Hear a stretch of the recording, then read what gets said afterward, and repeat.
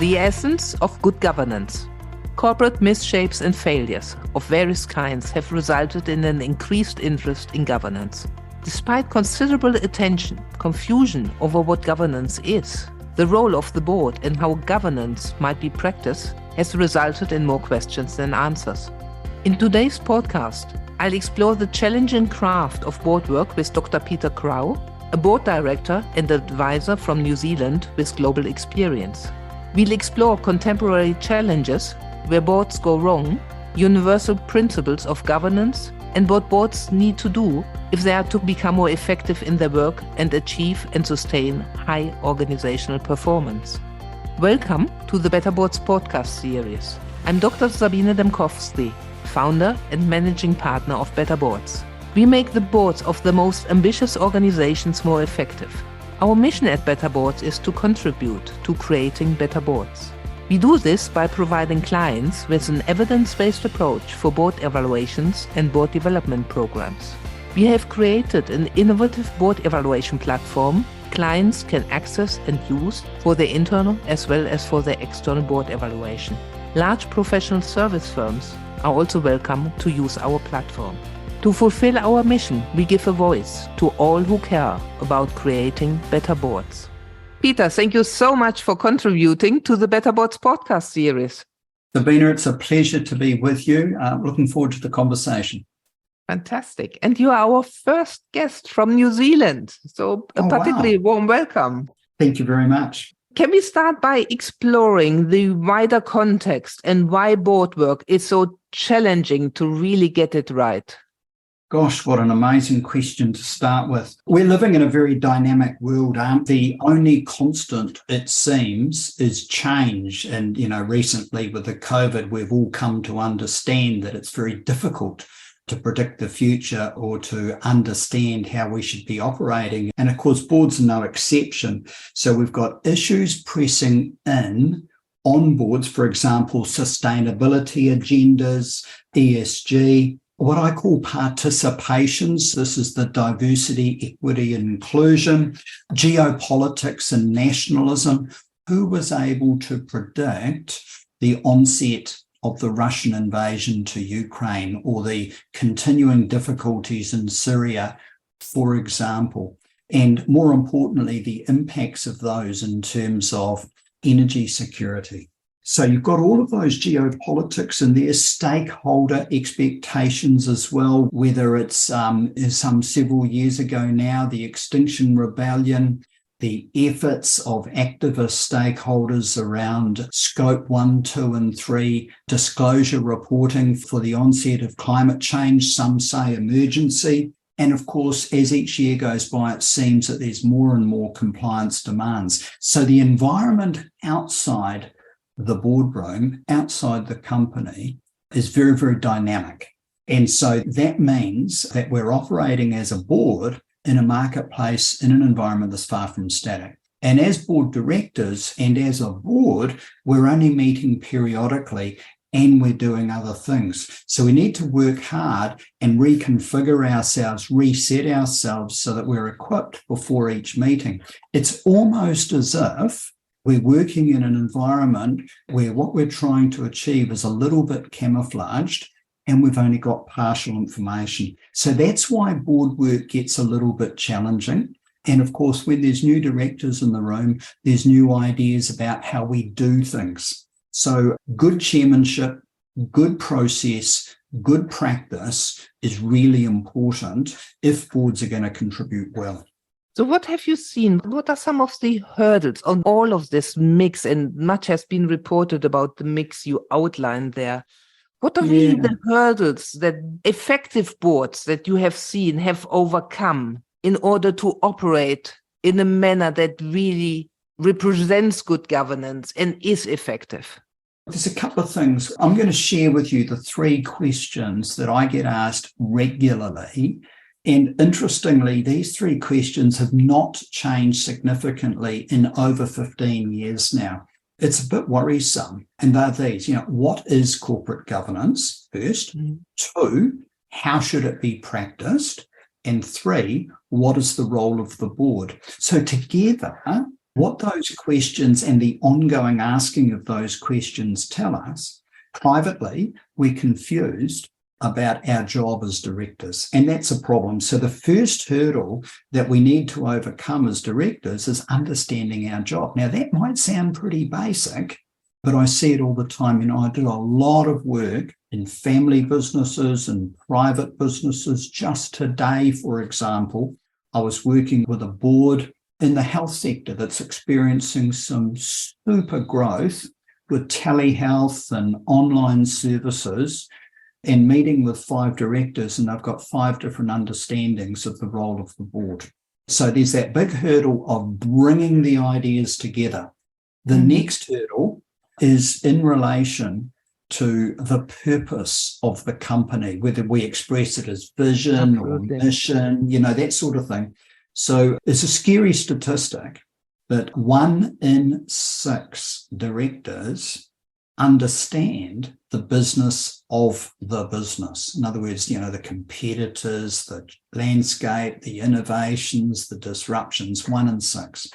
So if you've got a 6-person board, one of them understands that. It makes it very difficult for the rest to contribute well.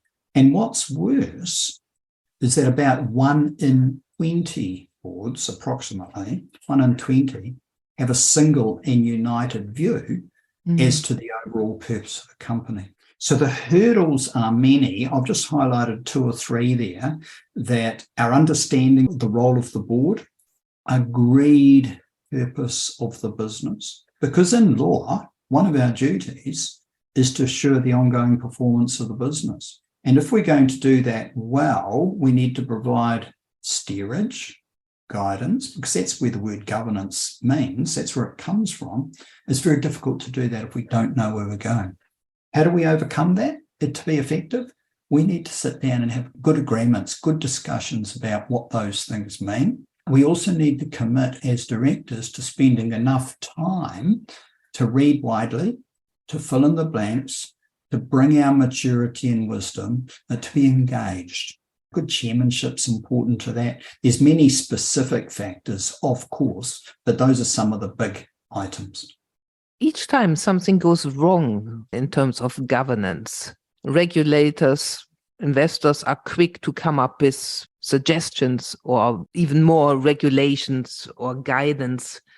Much has been made about this best practice in governance. Yeah. And many people have argued that, structure and processes are directly linked and material to performance in a causal sense. What are your thoughts on that?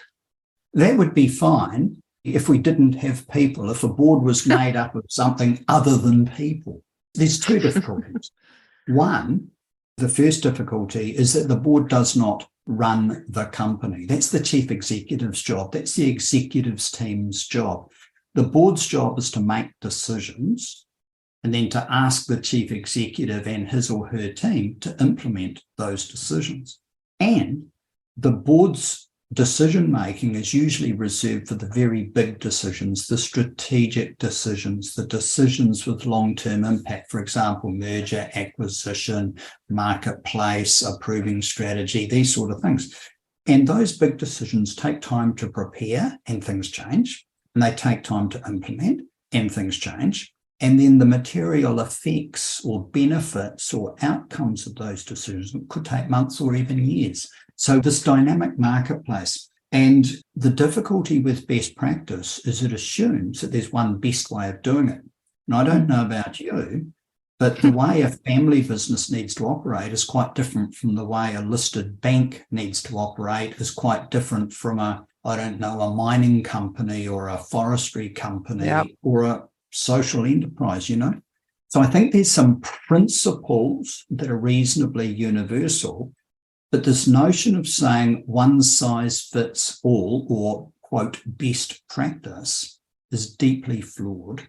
Better that we think about best fit, or how should we practice governance given what's in front of us, rather than having a singular process which dehumanizes it. The boardroom is not a factory. The company is not a factory. It's full of people and things change. We need to account for that. Yeah, I mean, like you, Peter, when we do these board evaluations, we have seen organizations that have the perfect structures and processes.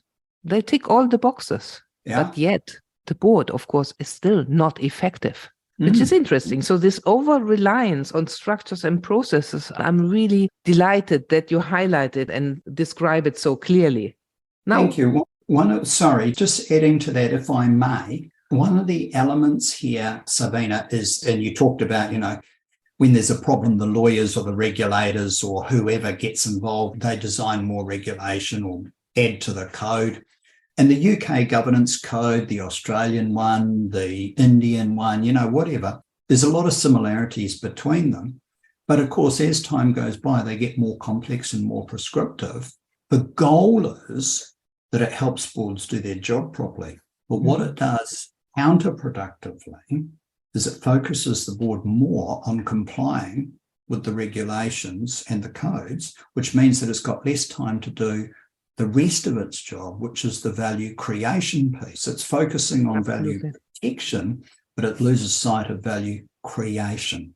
And that's the difficulty. And sometimes I get looked at really oddly when I say this, but sometimes I wish that some of these corporate governance codes would be shortened greatly, and we went back to some of the earlier principles, which continue to hold, but we were less prescriptive because directors were more educated and they gave more of themselves to these roles. Yeah, and that's almost a standard sentence in a board evaluation. Most boards will highlight that they're overburdened by governance issues and don't have enough time to focus exactly what you say, the value creation process. I think you will get a lot of applause from our listeners on that one. Now let's come to something exciting here. You created the strategic governance framework. Yeah, it's a piece of work you researched, you published, it's peer reviewed. It isn't just something that you dreamt of for this podcast. What is it? Can you describe to our listeners what the strategic governance framework is and how it might help boards to become more effective in what they do? Look, Sabine, I'd be delighted to. And what it does is it represents the flip side of the coin that we've been talking about.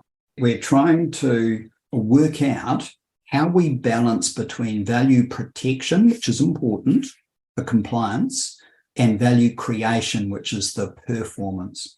The board is to have any impact on the future performance of the business in any sustainable way, then three things are necessary. They are these. One, what the directors bring. In other words, their capability. Sometimes you might use the word competency. So this is the mix of skills and expertise that the directors individually and collectively bring into the room. Capability. Yep. That's the first leg. The second leg is what the board does when it's in the room, so when it's meeting as a board, And notice that I emphasize board there because rightly understood, all decisions are made by the single board, in other words, all the directors collectively. They might arrive individually, they might have individual thoughts, they'll do their discussions and debates, but ultimately the decision, when the chair calls for that decision, the decision's recorded as the decision not of Peter, not of Sabina, not of the individuals, but of the board. So first one, capability. Second one, activity. And the third one is behaviour, because as we discussed before, it's about how we act as directors and how we interact. So the board is a collection of directors, whether there's 5 or 7 or 13, or in America, God forbid, sometimes even 20. It's crazy, but just go with that for now. And the job of the chair is to convene and coordinate those people. And importantly, what the board needs to do, what the directors need to do in terms of the way they act and interact, there's 5 things that are important within that. And so there's that strategic competence around ensuring that we've got the intelligence and the cognition of the directors where it needs to be, and they express their ability to apply relevant skills and expertise to perform their tasks well. So that's that strategic competence. The second one is the active engagement. The directors have actually prepared beforehand. that they've got high enrolled performance, that they actively participate, they debate, and they make informed decisions.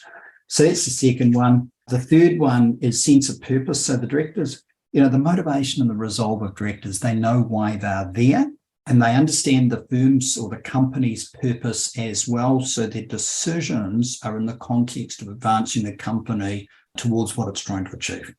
The fourth one, collective efficacy. So this is the notion of the directors interacting with each other, working together to make these strategic decisions. And the evidence for that is those characteristics of cooperation, empathetic listening, situational awareness, social, even vigorous debate, all of that. So can they make a decision by working together, or like many boards, do they just set it to one side? Or do they fail to make a decision? And then the last one is constructive control. So do they operate as a coach, holding the executive team accountable and guiding, or do they operate as a policeman where when there's a problem, they basically get out the stick, if you will, and also, it's not very nice to say, but they beat up, right? That's all about compliance.